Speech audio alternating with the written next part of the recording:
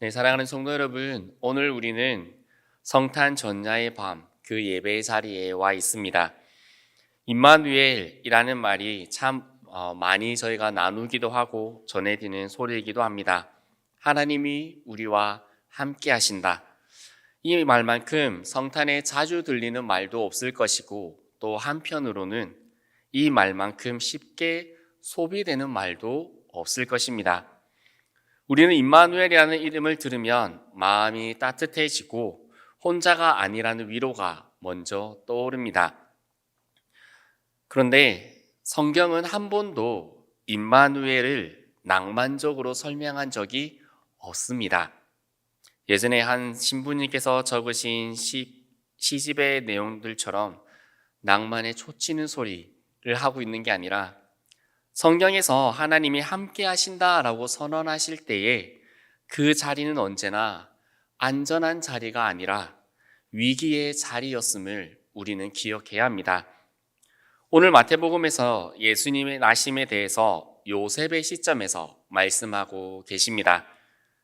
요셉에게 임마누엘은 위로가 아니라 그의 평안했던 인생이 무너지는 소리였습니다. 오늘 이 밤에 우리는 이 질문 앞에 설 수 있었으면 좋겠습니다. 정말 하나님이 지금 내 삶에 함께 하신다면 내 삶은 여전히 이대로 살아가는 것이 가능할 것인가? 라는 질문 앞에서 우리가 오늘 말씀으로 들어가기를 원합니다. 오늘 말씀은 예수 그리스도의 나심은 이러하니라 라는 말씀으로 시작합니다. 우리는 이 문장을 들으면 곧바로 성탄을 떠올리지만 요셉에게 이 이야기는 성탄이 아니라 재앙의 시작이었습니다. 성경에서 요셉은 의로운 사람이다 라고 기록하고 있습니다. 율법을 알고 있었고 공동체를 지키고 있었고 그리고 공동체의 규율을 지키고 있었으며 조용히 자신의 인생을 신앙 안에서 살아가고 있던 사람이었습니다. 그리고 그 가운데에 사랑하는 한 여인을 만났고 이제 신앙 안에서 아름답고 행복한 가정을 세워나가기를 그 날을 기대하며 있었던 사람이었습니다. 약혼을 했기에 이미 마리아와 결혼하기로 그 양가 집안에서 다 결정을 한 상태였습니다. 그런데 약혼한 마리아가 자기와 상관없이 임신한 것을 알게 되었습니다. 이 순간 요셉의 인생에는 단 두 가지의 선택만이 남게 됩니다. 한 가지는 율법을 따라 공개적으로 그 여인을 처벌하는 겁니다.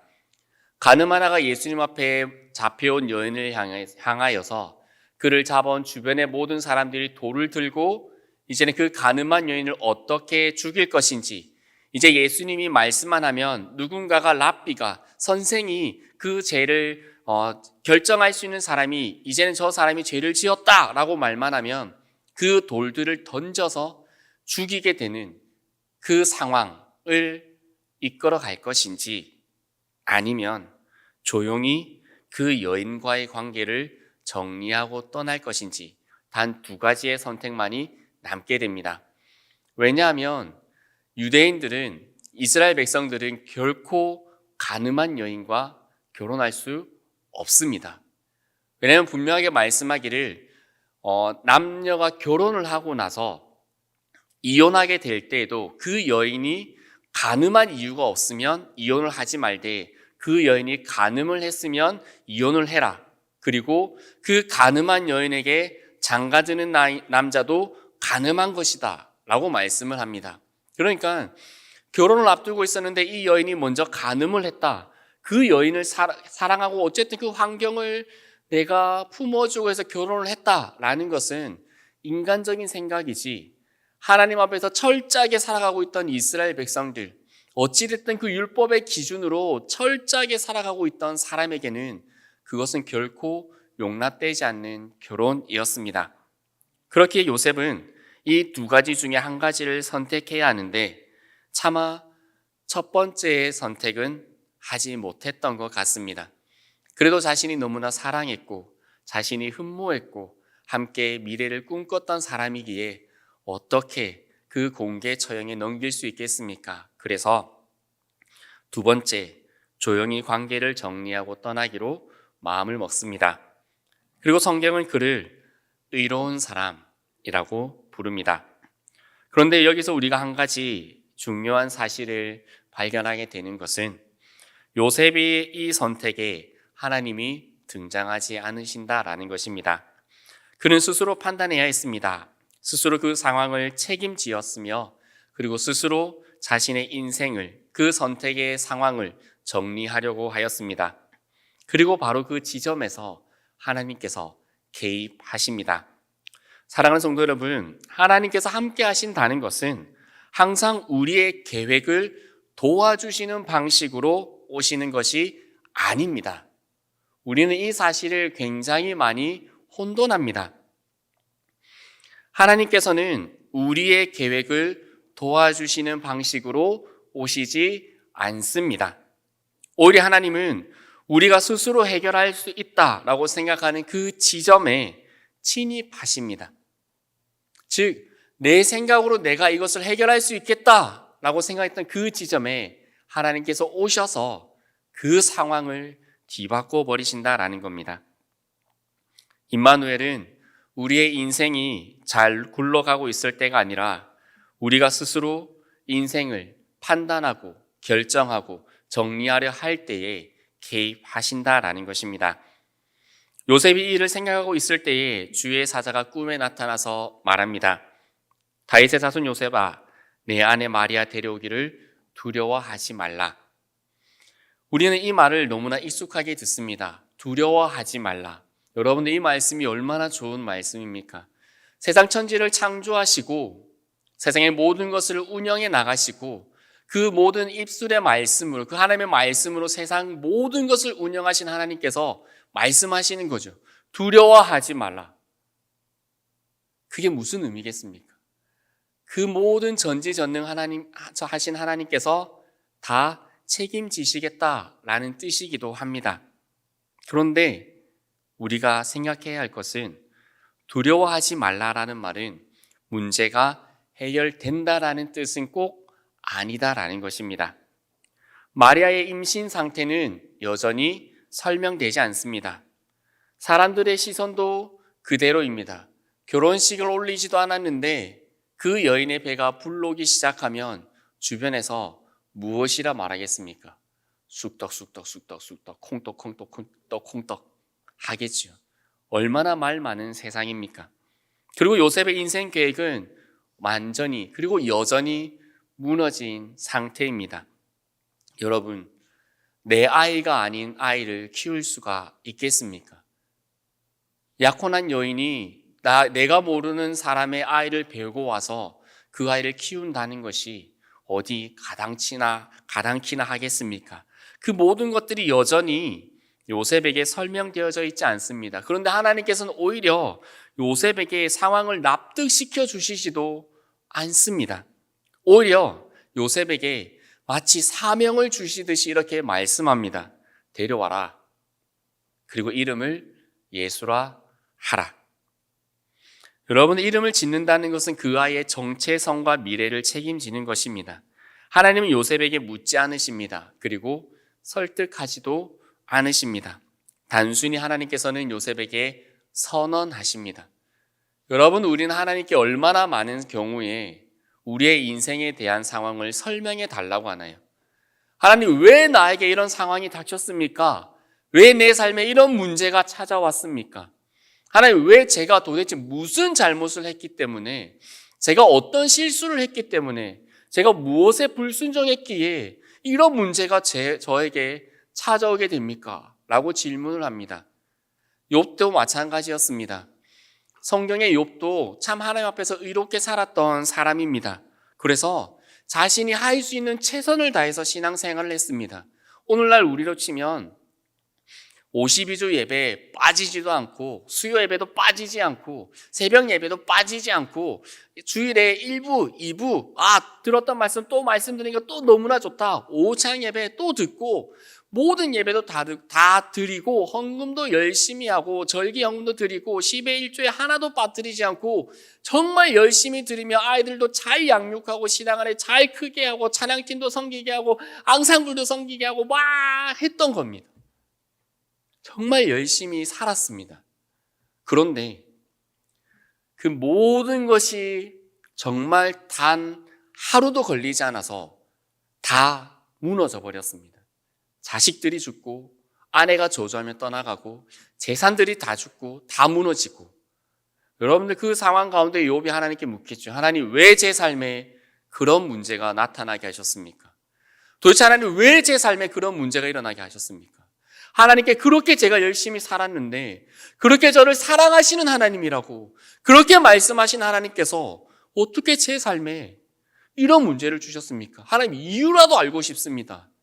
그럴 때 하나님께서 욥에게 어떻게 말씀하십니까? 이유를 설명하지 않으셨습니다. 하나님께서는 욥에게 하나님이 어떤 존재인지를 말씀하십니다. 세상을 창조하시고 물의 경계를 가르시고 세상의 짐승들을 길들이시고 그 모든 것들을 결정하시며 모든 것들을 그분의 임의로 하실 수 있는 그분을 말씀하여 주십니다. 하나님께서는 요셉에게 동일하게 말씀하십니다. 요셉에게 설명하지 않으십니다. 그의 삶에 찾아온 지금 이 임마누엘이라는 그의 인생을 무너뜨리는 상황을 어떻게 위로하거나 그의 삶에 설득하지 않으십니다. 단지 이렇게 말씀하십니다. 이 아이의 인생에 너의 인생을 내어놓아라. 하나님께서는 그렇게만 말씀하십니다. 여러분, 임마누엘은 이해를 먼저 주시는 은혜가 아닙니다. 순종을 요구하는 은혜입니다. 마태복음은 이 모든 사건에 대해서 이렇게 정리합니다. 이 모든 일이 된 것은 주께서 선지자로 하신 말씀을 이루려 하심이니. 임마누엘은 요셉의 감정이나 결단에서 시작되지 않습니다. 이미 하신 말씀의 성취였습니다. 그리고 요셉은 그 말씀에 그 어떤 항변도 하지 않습니다. 조건을 붙이지도 않고 설명을 요구하지도 않습니다. 성경은 단 한 문장으로 요셉의 반응을 기록합니다. 그가 주의 사자의 명령대로 행하여. 이것이 성탄의 본질입니다. 임마누엘은 하나님이 우리 곁에 와 계신다는 감정이 아니라 우리의 삶의 주인이 바뀌었다는 사실입니다. 하나님이 함께 하신다는 것은 우리가 더 이상 하나님을 내 삶에 모셔두는 존재가 아니라 내가 하나님의 계획 안으로 들어가는 존재가 되었다라는 것입니다. 그렇게 여러분, 이 밤에 우리는 무엇을 기다리고 있습니까? 과연 우리는 누구를 기다리고 있습니까? 위로를 주는 예수님입니까? 문제를 해결해 주신 하나님입니까? 아니면 내 인생의 방향을 바꾸기 위해 오신 왕이십니까? 여러분, 우리는 하나님을 어떻게 고백하며 지난 한 해를 살아오셨습니까? 마치 이 소설에, 내 인생의 소설의 주인공은 나고 그 인생을 도와주는 보이지 않는 조력자로서 하나님을 여기고 있지는 않으셨습니까? 내 인생의 방향성을 내가 정하여 놓고 내 인생에 내가 가고자 하는 삶의 방향, 그 삶의 모습은 내가 정하여 놓고 그 정하여지는 모습을 우리는 행복이라는 단어로 정의하여서 내 삶의 행복으로 향하는 삶을 정리해 놓고 신앙 안에서 그 모습을 거룩한 땅, 기름진 땅, 젖과 꿀이 흐르는 땅, 가나안, 푸른 초장, 맑은 시냇물가로 우리가 정의해 놓고 그곳으로 가기에 구름 기둥을 만드셔서 나의 인생을 도와주시고 불 기둥을 세우셔서 나의 인생을 도와주시고 만나와 메추라기를 내 인생에 주셔서 나의 인생을 도와주시고 그곳이 하나님께서 말하신 곳이 아니다 하더라도 내가 원하는 그 행복의 자리로 필요한 것들을 이끌어 주시고 채워 주시는 하나님을 우리가 고백하고 있지는 않습니까? 엄격하게 말해서 그것은 우상 숭배입니다. 여러분들, 하나님을 내 인생의 조력자로 모시고 있는 것은 하나님을 조금 잘 못 믿고 있는 것이 아니라 우상 숭배입니다.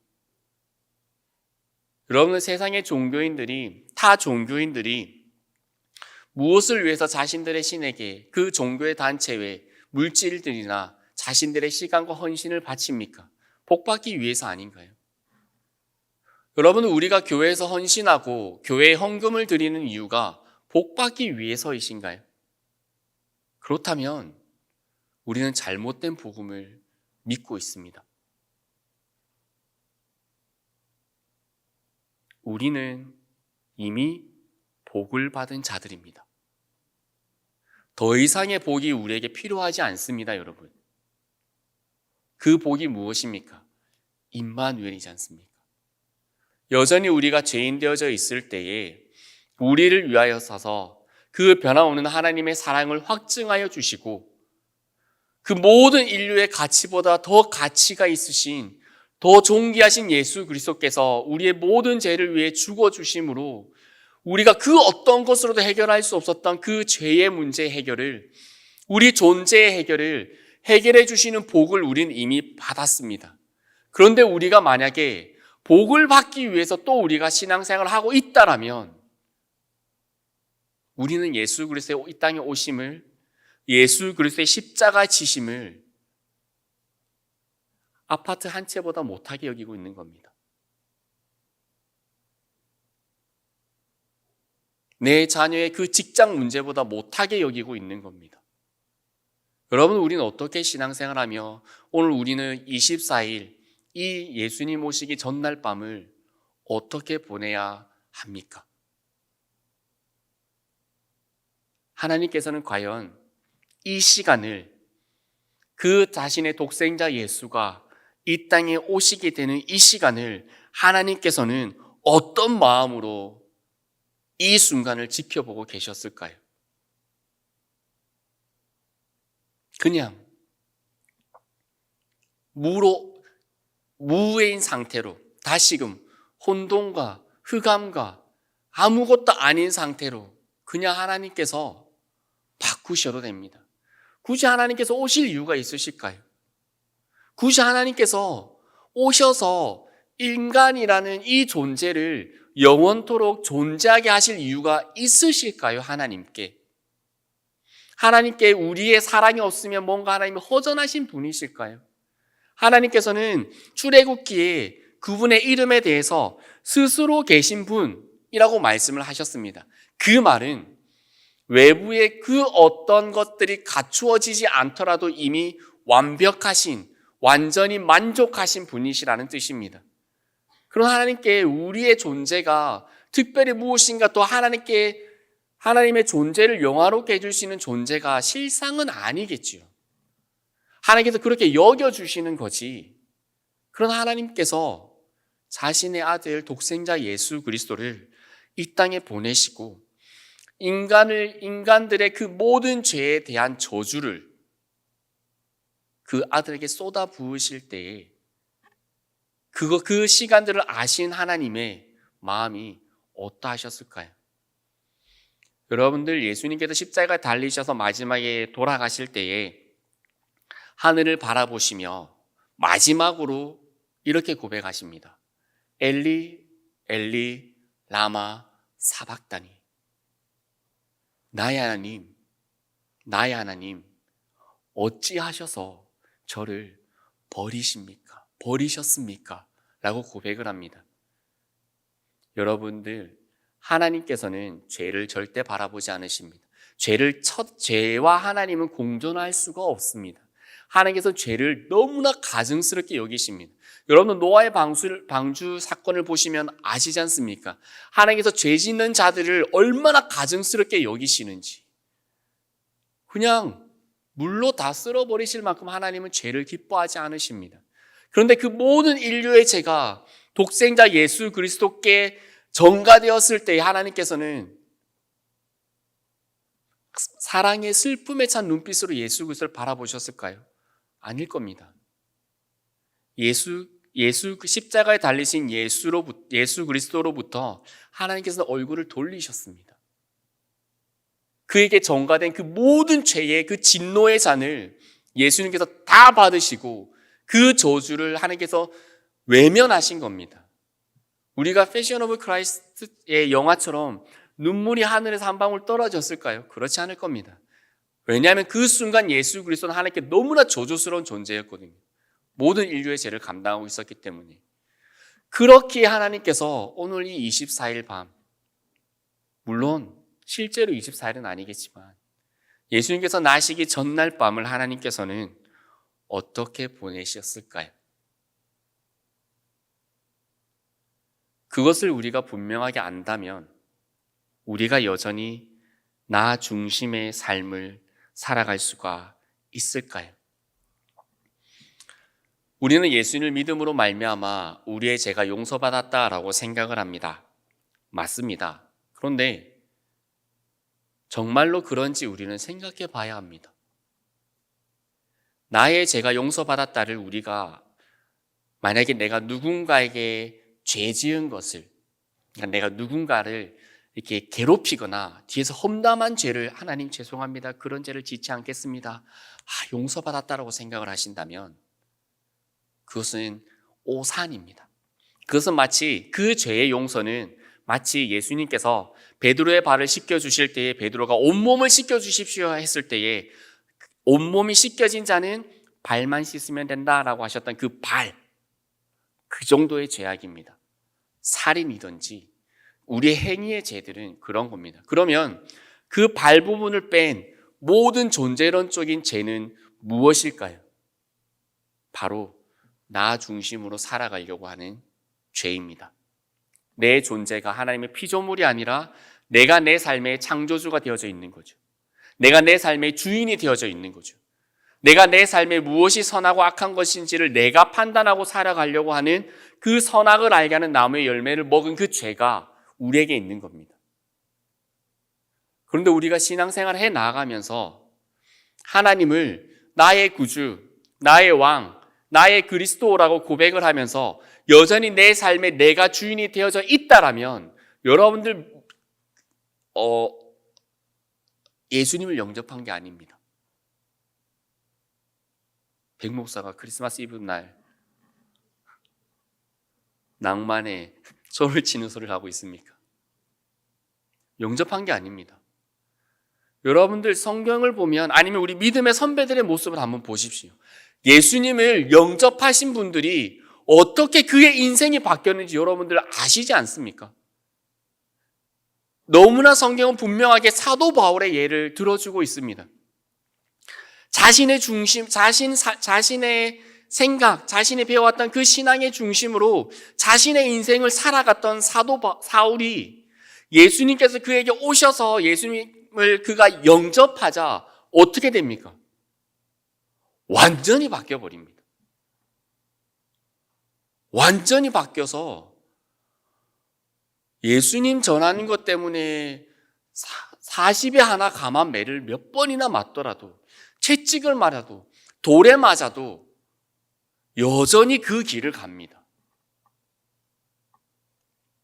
예수님을 전하지 않으면 마음에 불이 익듯이 마음이 들끓고 예수님을 안 믿는 사람을 만나면 내가 복음의 빚진 자가 되어서 이 복음을 전해줘야 되는, 갚아줘야 하는 마음처럼 전하지 않고는 못 살아가는 삶이 되는 것이 예수님을 영접한 겁니다. 우리 예수님 영접하셨나요? 여러분 예수님 영접하셨습니까? 그러면 지금 여러분의 삶의 주인은 누구입니까? 자녀입니까? 대출금입니까? 직장 상사입니까? 아니면 예수 그리스도입니까?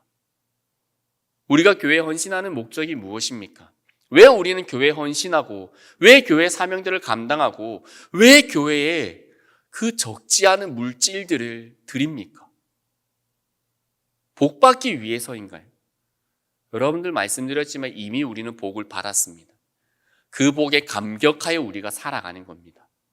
그 복에 감격하여 오늘도 예배를 드리는 것이고, 그 복에 감격하여 오늘도 내가 하나님 집에, 하나님께서 이 땅에 복음을 위해서 세우시는, 예수님께서 그 핏값으로 우리 믿음의 반석 위에 세워나가시는 이 교회를 세워나가기 위해서 헌금을 드리는 것이고, 그것을 위해서 내가 헌신하는 것이고, 그것을 위해서 우리가 사명을 감당하는 것이지요.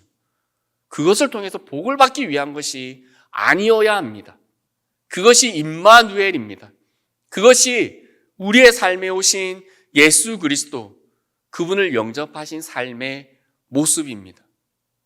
여러분, 우리의 삶이 다시금 이 임마누엘 앞에서 세워져야 하지 않겠습니까? 하나님은 결코 우리의 삶에 덧붙여지는 존재가 아닙니다. 하나님은 우리의 인생을 다시 쓰기 위하셔서 예수 그리스도를 보내셨습니다. 성탄은 하나님 없이도 사라지는 삶이 더 이상 허락되지 않는 순간입니다. 오늘 밤 그분께서 우리와 함께 하신다면 우리는 더 이상 예전처럼 살 수 없어야 합니다.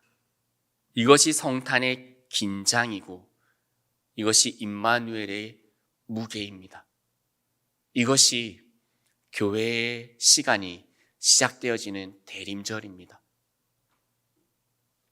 여러분들, 대림절, 성탄이 오고 난 이후에 예수 그리스도의 그 인생을 우리가 1년간 살아가지 않습니까? 고난주간을 보내게 될 것이고, 주님이 십자가를 달리신 밤을 우리는 보내게 될 것이고, 부활하신 아침을 함께 맞이하며 찬송하게 될 것이고, 우리의 인생을 능력으로 이끌어가실 성령을 기다리며 그 성령의 오심을 감사드리며 그 성령과 동행하는 그 삶들을 우리는 또 다음 1년의 대림절 때까지 살아가게 될 것입니다. 그렇게 이 대림절 기간이 우리에게 너무나 중요합니다. 나의 인생의 주인을 바꾸어야 합니다. 내 인생의 방향을 바꾸어야 합니다. 지금 시절이 참 어렵기도 합니다. 경기도 어렵고 경제도 어렵고 우리 청년들이 또 저들의 또 새롭게 인생을 시작해 나가기에 너무나 어렵습니다. 예전에는 청년들이, 그래도 예전 청년들은 뭔가 하려고 하면 사회에서 할 수 있는 기회는 그래도 그나마 주어졌습니다. 할 줄 몰라도 그래 뭐 청년의 열정 페이든지 뭐 어쨌든 뭐 아프니까 청춘이다라고 뭐 말을 하든지 어쨌든 청년들이 할 수는 있었습니다. 그런데 지금 시대는 어떻습니까?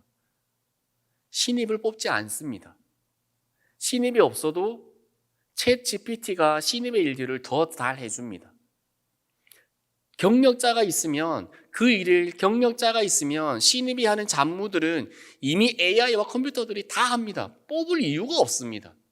이들을 훈련시킬 이유를 기업들이 찾지 못합니다. 이윤을 쫓아 나아가는 인생의 세상에서 왜 저들을 쓰겠습니까?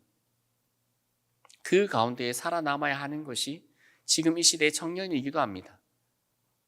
그럼에도 불구하고 세상에 수많은 이유가 있고 세상에 수많은 어려운 상황들이 있고 우리의 삶에도 여전히 해결되지 않는 너무나 당장이라도 나의 인생을 흔들 것 같은 문제들이 있지만, 그럼에도 불구하고 우리의 인생의 방향을 주님께로 돌리는 것이 임마누엘의 믿음입니다. 예수님께서 부자는 천국에 가기 어렵다. 그게 얼만큼 어렵냐면 낙타가 바늘구멍에 들어가는 것만보다 어렵다 라고 말씀을 하셨습니다. 왜 그러셨을까요, 여러분? 왜 예수님께서 그러셨을까요? 부자를 싫어하셔서 그러셨을까요? 왜냐하면 여러분, 부자가 무엇입니까? 내 삶에 필요한 것들을 내가 즉시로 해결할 수 있습니다. 그렇죠? 세상에 살아가면서 돈이 있으면 정말 웬만한 것들은 다 해결할 수 있습니다. 그러면 이렇게 될 수도 있겠죠. 어려운 문제가 왔을 때 하나님 이 문제를 해결해 주십시오. 하나님 믿습니다. 통장에서 5억 찾아서 문제 해결합니다. 생각해 봐야겠죠. 그게 정말 믿음일까요? 그게 정말 증명되고 진짜 믿음이라고 할 수 있을까요? 어렵겠죠. 아니라고는 할 수 없겠지만 어려울 겁니다. 왜냐하면 나에게 그런 능력이 있기에 내가 그걸 해버리니까요. 그래서 부자는 자신의 믿음이 정말 정금같이 단련되는 믿음인지 아니면 그냥 쭉정이 같은 믿음인지 분간하기가 너무나 어렵습니다. 그래서 부자는 그 천국에 들어가기가 낙타가 바늘귀에 들어가는 것보다 어렵다고 말씀을 하신 겁니다. 이게 무슨 말입니까? 믿음은 지킬 수 없을 때 지키는 것이 증명되는 믿음이다라는 겁니다. 시대가 너무 어렵습니다. 힘듭니다. 이럴 때 우리가 임마누엘, 그분 앞에 우리의 인생의 주인을 다시 드리는 것이 믿음입니다. 그것이 이 시대에 우리가 감당해야 될 순교입니다. 오늘 이 밤에 우리가 그 임마누엘 앞에 다시금 설 수 있기를 원합니다. 이제 우리의 기도가 주님, 저와 함께하여 주십시오가 아니라 주님, 제 삶의 주인이 되어 주옵소서. 기도할 수 있는 이 성탄의 밤이, 성탄 전날의 밤이 되기를 소망합니다. 우리 시간에 이 말씀을 기억하며 함께 찬양했으면 좋겠습니다.